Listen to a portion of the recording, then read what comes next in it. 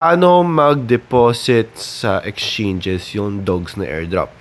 So, ngayon meron akong 0 dogs. Okay lang yan. Pero kasi nasa ibang account ako. So, connect natin yung wallet natin.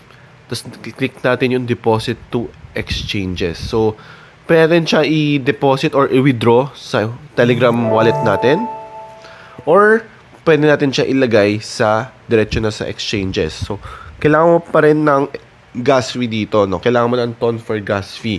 Kasi, syempre, kahit ilipat mo siya diretso sa exchange, most likely, kailangan mo pa rin ng ton gas fee. I don't think na iso-shoulder ng dogs yung gas fee nyo eh.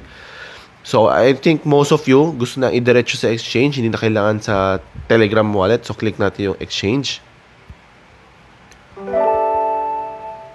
Ayan. So, meron tayong dalawang choices, OKX or Bybit. So, dalawa sila ay listed na ang dogs sa mga exchanges na to by August 20. Okay? As far as I know, so OKX August 20. I'm not sure sa Bybit. So, click natin OKX kung yun ang gamit nyo. Ayan. So, meron ka doon bang OKX account? Kung wala pa, link ay nasa bio. Alright? Now, kailangan mo ng OKX UID, dogs deposit address, and yung memo niya. So, saan natin kukunin yun? First, para makuha natin yung UID, punta lang kayo sa user mo, then makikita mo itong UID mo. So, kakopy mo lang to, lipat tayo ulit, paste mo yan dito. Now, deposit address ng dogs. Paano natin makukuha yan? So, balik ulit tayo sa home. Ayan, deposit crypto. Then, hanapin natin yung dogs. Click natin. And then, click natin yung dogs ton. Ayan na. So, meron tayong deposit address and yung comment. So, copy natin tong deposit address. Balik ulit tayo.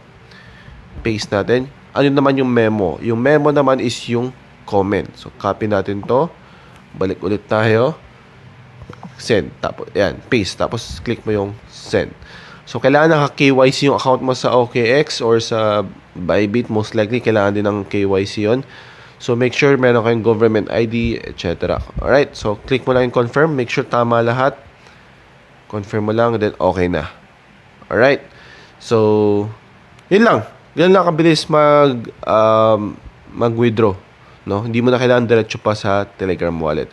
So, I hope nakatulong tong video to. If so, subscribe, like, share. Thank you. Bye-bye.